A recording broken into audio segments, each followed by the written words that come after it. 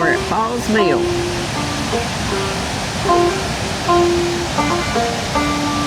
Listen to the water.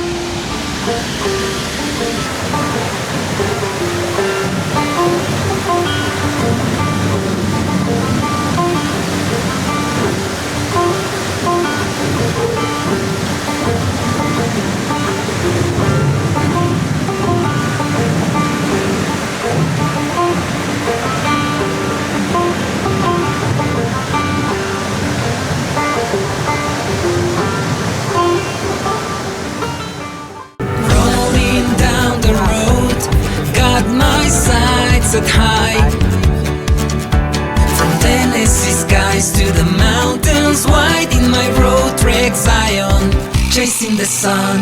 Woodallsrvnusa, living the dream, enjoying the day.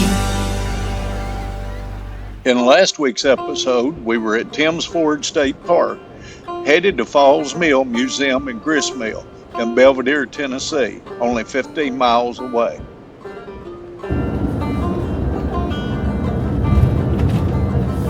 And now we're at Falls Mill.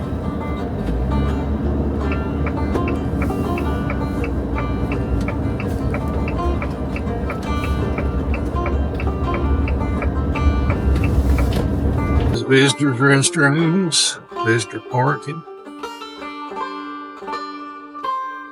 Yes, let's turn in here. I would back.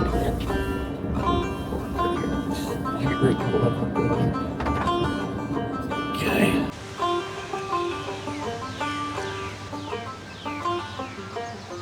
What are you looking for? Four-leaf clover. They got to be a four-leaf clover in all this. I know it. They got to be a four-leaf one out here somewhere. I used to be real good at picking them up. And this is a corn crib and carriage house.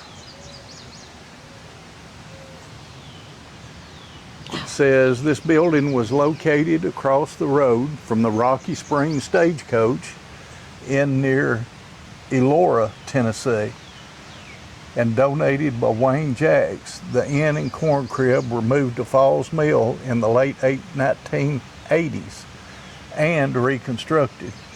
The corn crib was used to store ear corn in the shuck for drying through the year. Corn was periodically removed for milling of animal feed, and the open shed was said to have been used to house the stagecoach when passengers arrived in the evening, or was probably also used to storage of wagons and carriages. This structure is believed to have been built around the same time as the inn, 1836.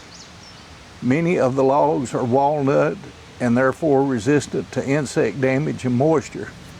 The crib was a very rare and original hewn plank poplar floor, some of the planks being over 2 feet wide and 4 inches thick. The corn crib contains a large collection of early farmstead tools and implements. There's all kinds of those down through there. Water turbine. That's a water turbine. That's probably for the mill. There's a horse-drawn stalk cutter. Horse-drawn manure spreader.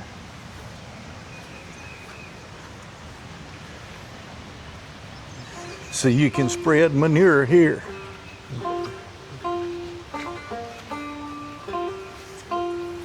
Smokehouse. This log smokehouse was the property originally belonging to Colonel James Martin Lewis, 1756 to 1849, near the present town of Deckard, Tennessee.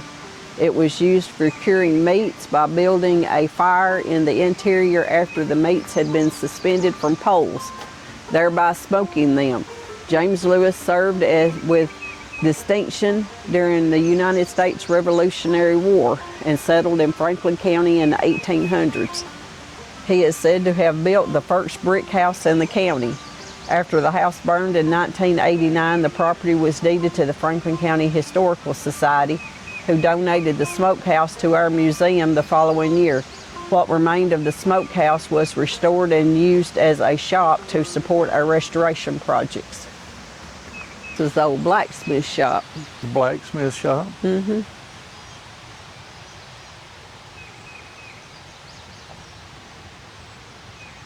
So this blacksmith shop was used between the 1900s and 1920s with masonry forge and an antique blower built by John Lovett and fired with coal.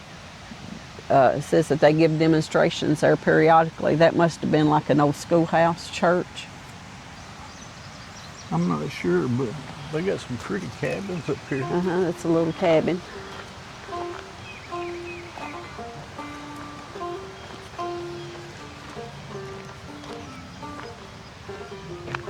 You can tell as you're walking up through here all the greenery and everything is blooming, how pretty it all looks. The flowers are pretty.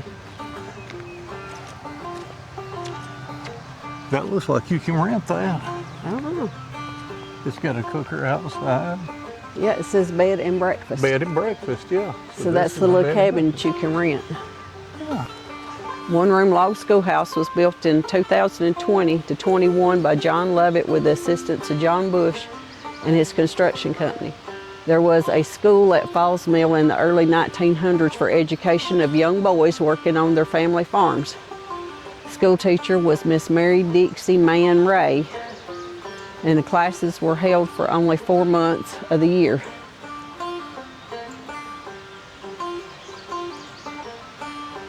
It's pretty neat. And the old outhouse. The old outhouse. It's pretty neat, huh? Mm-hmm. A lot of history. You see inside the window? Oh, I look. might be able to open it up.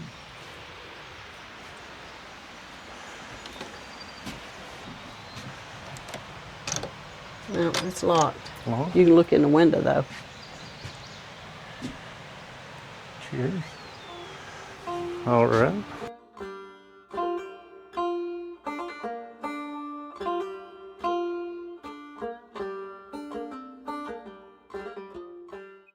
It was used as a stagecoach inn.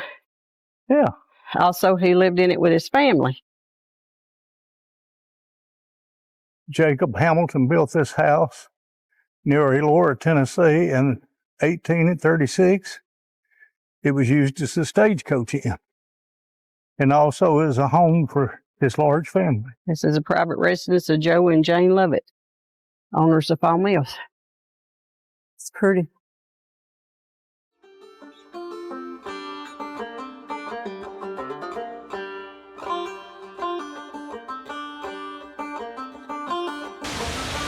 And that's an old water turbine. It says this pre-1930 water turbine manufactured by James Leffel and Company of Springfield, Illinois. The turbine runs submerged in a water chamber as it has a series of gates that allows water to enter the turbine housing, where the runner rotates and provides power to the machinery in the vertical shaft.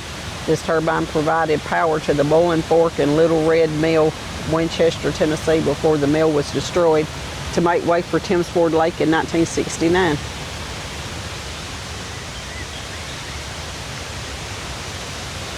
You can hear the water. Mm-hmm. Pretty. I'd like to have me a house sitting right here listening to that every night. Look at that.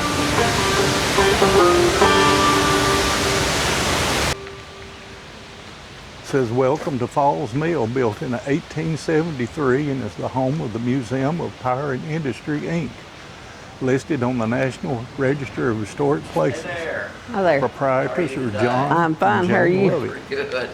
Y'all want to go through the mill and look around today? Yeah, that's what we're doing. Okay.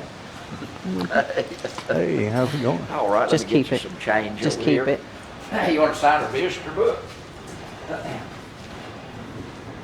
Now, are you John? I'm John. Yeah. John Woodall. I don't know if you remember me or not. How are you doing? Yeah. I was telling her about you a while ago. Been doing good, Golly, we see so many faces. Sometimes we forget those I understand. that we know. I think the last time you were in, you were in Pigeon Forge or Sevierville doing a mill up in Sevierville, I think. Yeah, that was Clive Valentine's mill, and there were some people that were buying it and redoing it. They were moving it. There's been some water over the dam since then. Just wanted to get out today while it was raining. Well, good. Visit and see what all was We've going had on. about 4.5 inches in the last 4 days. Oh, The creek's way it up. is pretty. I told her, I said, that's the prettiest I've seen it in a long time. You want to see the little Looks good. 5-minute video on the history of the mill? Yeah. Is it inside the? It's right over here. Okay. And now you walk through all 3 floors of the building and through the outside. Yeah, I think walk when we too. had the kids here, you couldn't go but on just this. Yeah, I we don't finally think you opened could. the 3rd floor up. Got some holes patched up in the floor. Some people would fall through. We'd like to welcome you to the Falls Mill, an operating water-powered mill and museum. Falls Mill is listed on the National Register of Historic Places and is located within a National Historic District. The mill opened in 1873. It was built for partners Robert Newton Mann and Azariah David as a textile factory. Cotton and wool were carded here and spun into thread and yarn. The factory employed about 20 workers. Young men, women, and children labored 12 hours a day, 6 days a week. The women earned an average of $2 per week, while the male supervisors were paid $8. The carding and spinning operation continued at the mill for many years. For a brief period, cloth was woven at the factory under the supervision of George Pickup. The textile operation ceased in the early 1900s, but the cotton gin continued to be used. During the Great Depression, the property was auctioned and divided. Following World War II, the mill was used as a woodworking shop. Flat belts and pulleys powered the saws, lathes, and planers. Woodrow and Evelyn Crum purchased the mill in 1968 and began the grain milling operation. They sold the property in 1974, but grain continued to be processed here for another 40 years. Falls Mill is powered by Factory Creek. Water is diverted from the dam through the mill race to the top of the 32-foot overshot waterwheel, one of the largest in regular use in the country. The weight of the water in the buckets turns the wheel and transmits power to 4 levels of the building through a series of gears, flat belts, and pulleys. Falls Mill is home to the Museum of Power and Industry Incorporated, a nonprofit organization dedicated to the preservation of the mill and the interpretation of its history through working exhibits. Textile equipment from the 19th century has been donated to the museum and is being restored to operating condition. Although primarily a cotton mill, the factory at Falls Mill also processed wool. Fleeces from sheep were washed, then run through the mechanical picker. Here, the locks of hair were opened and different fleeces could be blended together. Once the wool was washed and picked, the next process was carding. Fiber was fed into the breaker card, where wire-covered cylinders would comb and align the strands into a continuous roving. Next, it went into the finishing card for further blending and processing. It finally passed through a series of rollers that condensed the separate strands of roving. The roving was then loaded onto large spools and taken to the 3rd floor for spinning. A mechanical mule was used to spin the roving into hundreds of yarns simultaneously. The high heat and humidity levels on the 3rd floor helped keep the fibers together. At peak production, in the late 1800s, Falls Mill Manufacturing Company was a 1,000 spindle capacity mill. The textile exhibit room is located on the 2nd floor of the building. Displays include a collection of rare spinning wheels, as well as hand and power looms. In the country store, enjoy the music of the 1929 player piano while shopping for cookbooks, toys, and souvenirs. Stone ground grits and cornmeal are available for purchase here at the mill. The recipes and labels on the cornmeal bags are printed on this Chandler and Price press. The Blacksmith shop is located in the parking area. Demonstrations are given throughout the year. Check the website, fallsmill.com, for scheduled dates and times. Guests are welcome to spend the night in our 1895 bed and breakfast log cabin with all the comforts of home. Advance reservations are required. We hope you'll enjoy your visit today and come back again soon.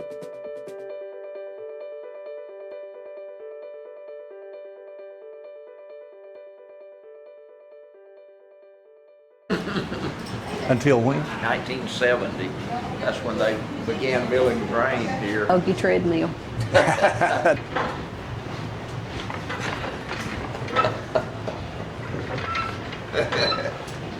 A doggy treadmill, powered butter churn. A dog or a goat treadmill. Yeah. Put a dog on it, let him churn your butter. Yep, that was the idea. Ain't that something? The ultimate kitchen gadget. Throw a couple kids on there.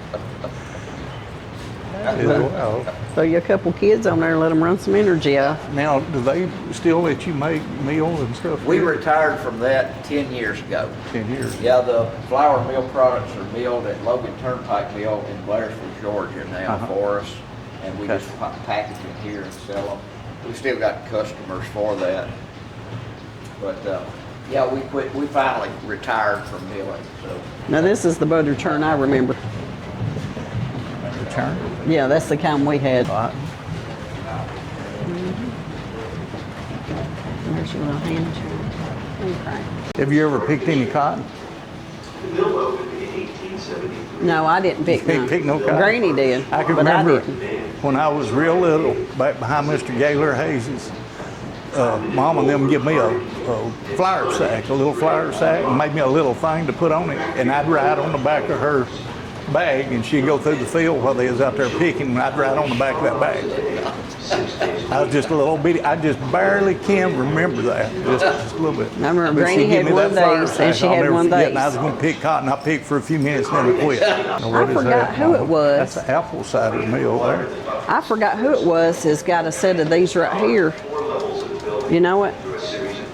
And they've got like different little things in the bottom of them. And I can't remember now who it was. Somebody had done it and they asked me about it, and I can't remember who had those. It had like little weights and stuff in it.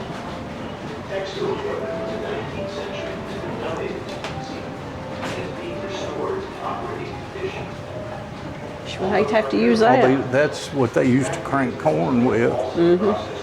And There's a they grain used to separator. put an ear of corn in it and grind it. I'd have to use that.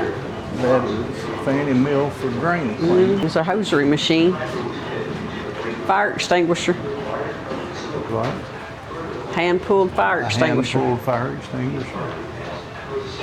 There's a miniature of the Cowan Museum. There's a hosiery machine. What is Makes that? hosiery machine, makes socks. Hosiery machine, makes hoses. Makes socks and hoses. And this, as you can tell, is the belt that goes down onto the mill where the water comes out and turns.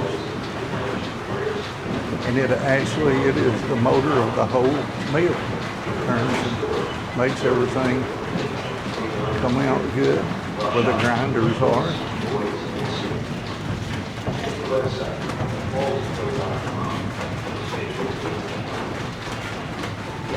It's a print press. This is the press we use for the bag information. Oh yeah.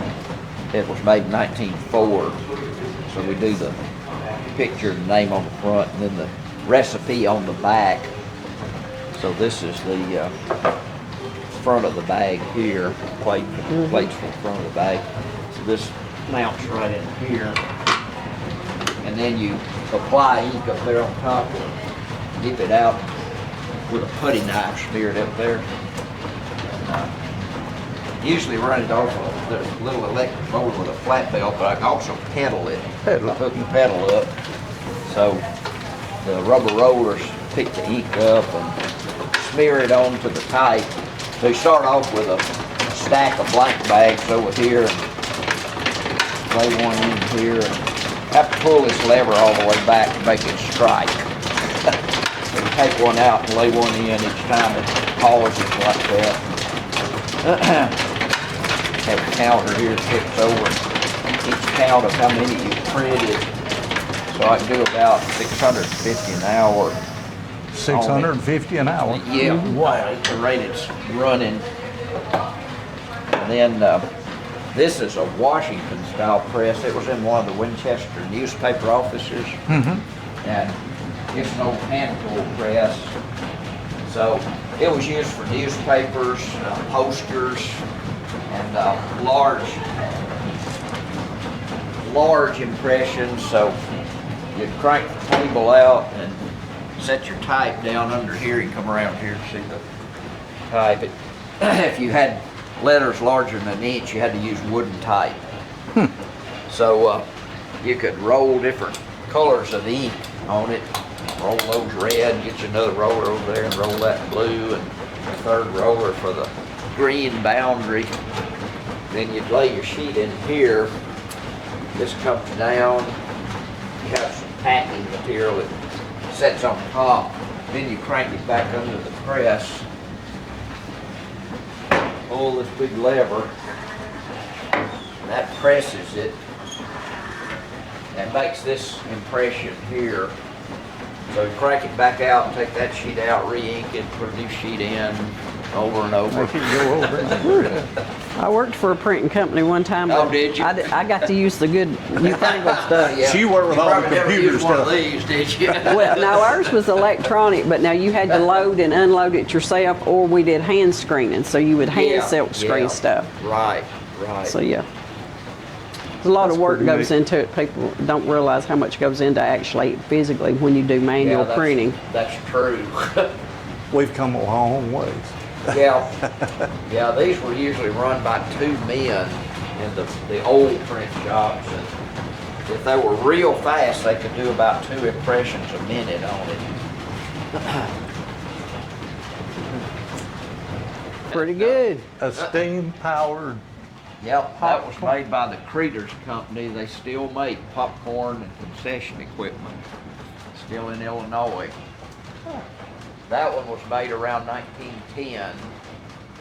well now, you did just a little bit of work up there in Illinois, setting up some Yeah. mills up there too, Yeah, I think. I've been in Illinois a couple of times. Yes, So that one was donated to us, and there's a little boiler on the left end down underneath there that runs that steam engine, and it turns the sweep in the popcorn popper and turns the roasting cylinder, peanut roaster on the right.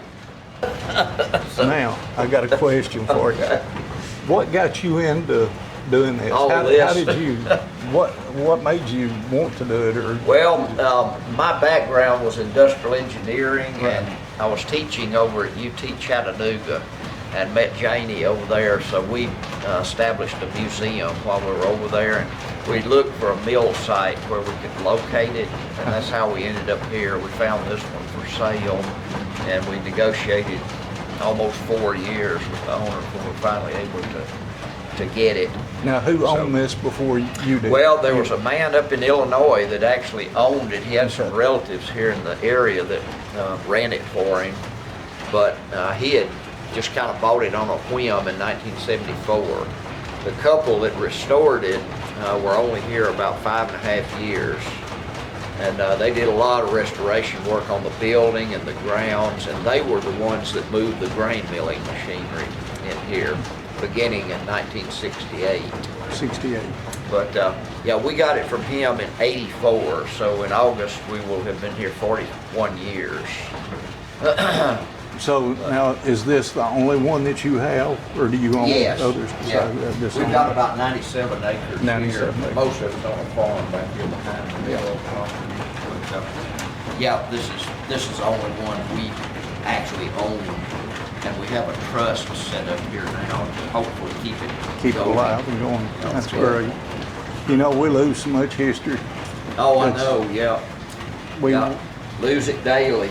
And that's one of the things that we're actually getting out and doing is I visited all over the United States. We've been pretty much everywhere you can go, but we've never been to Tennessee. Really? We've lived in Tennessee, but we've never what we call been to Tennessee. Yeah. We actually travel too, you know, just places, but we've never actually just got out and went to the communities and went into them to see what's going on. And so that's basically what we're going to be doing for a Well, while. that's great. We're going to go in and see the original history of Tennessee. We're going to hopefully go up into East Tennessee and visit up there where it all started at, Yeah. and then move our way around and start coming around. But Yeah, it's that's great. be pretty Well, good. there's a mill up in Washington County that is the oldest extant mill in Tennessee. It's called the DUNGAN, Dungan St. John's Mill. And it actually operated until, not as a mill, but they were operating it as I think doing some feed grinding there, and it was a tack shop. So fairly recently, but I'm not sure it's still open now, but it was designated Tennessee's oldest industry. It had operated since it was open around 1778, and it operated continuously by the same family down to just within the last few years, except for 1 year. They sold it outside the family for only 1 year, and then the family bought it back. So it was the longest continuously operating business in Tennessee.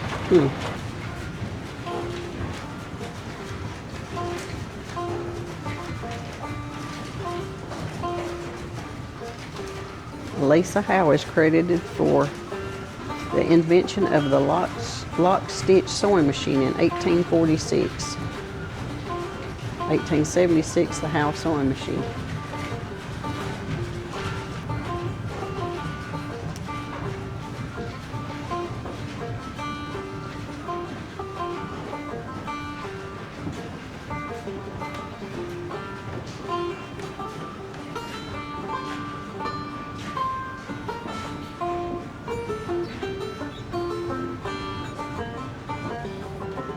Early graffiti. Somebody had good handwriting. Somebody in the early day had very good handwriting. You could read it.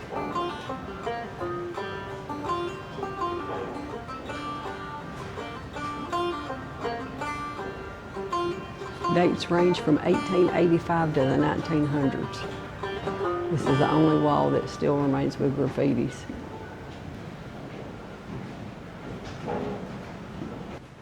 That hand-drawn picture I got, is that what it's of? Is it of this mill? That's the down and upper walls. You No, see I that? actually have a hand-drawn picture. Oh, do you really? Yes.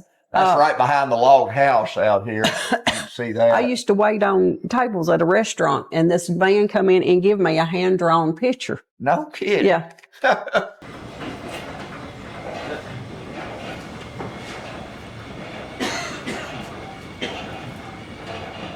It's pretty in the wintertime. Beautiful walkway. Once you get down to the mill, take and hike a little bit. You can also park up there and bring you a little picnic lunch down here. You can see it. They got picnic tables along the side of the creek. It's just like some picnic areas here, and there's like a little covered picnic area back there right next to the water. Oh yeah. Then there's a road that goes back up and goes up on top. Looks like an old pickup or a four-wheeler trail. Yeah. Pretty. Feel the temperature difference here, can't you? Oh yeah. And in the summertime when it is real hot, could you imagine how cool this would be down here? Mm-hmm.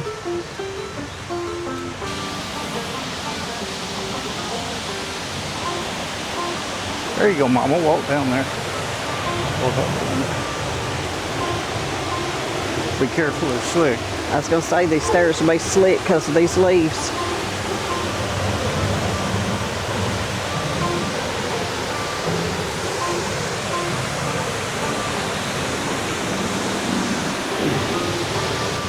Well, you know, it's a good day to go out and visit. It's been raining. And what did you say we do on a rainy day?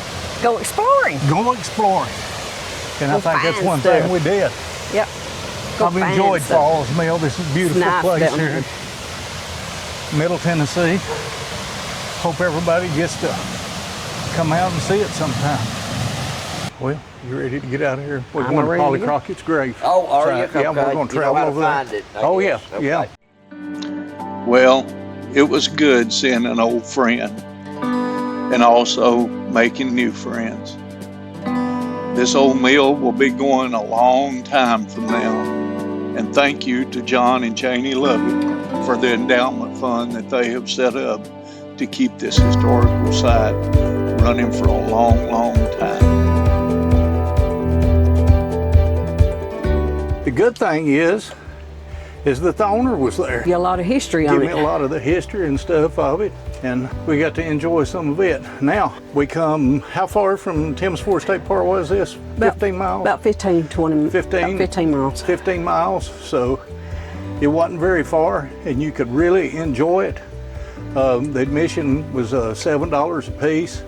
You got to go inside and see all the history and everything, but the mill itself was just spectacular. You can't find a better place to visit. And especially if it was in the heart of the summer, it would be ideal. So we're fixing to go by and visit Polly Crockett grave.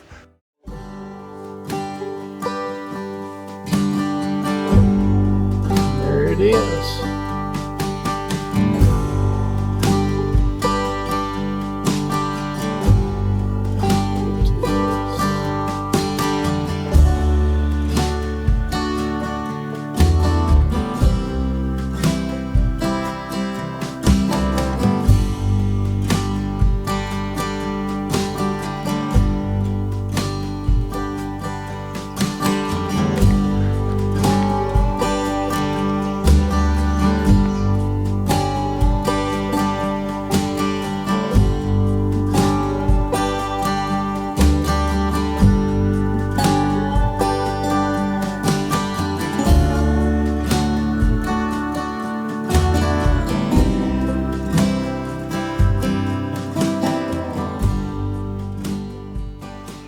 And the stone says Polly Finley Crockett, born 1788 in Hamblin County, married to Davy Crockett August the 12th, 1806, mother of John Wesley Crockett of 1807, William Crockett 1809, and Margaret Finley Crockett 1812. She died in 1815. Step by step, I've walked 100 miles, and I still ain't sure just what I'm trying so hard to find. The night seems longer and the wind blows louder when you wandered so far from home. If I cross your mind, say a prayer, I find my way and get off of this lonely road. Off of this lonely road, off of this lonely road, off of this lonely road, off of this. If you like this content, please subscribe and hit that bell. This would help Melissa and I very much. See y'all next week. And get off of this lonely road.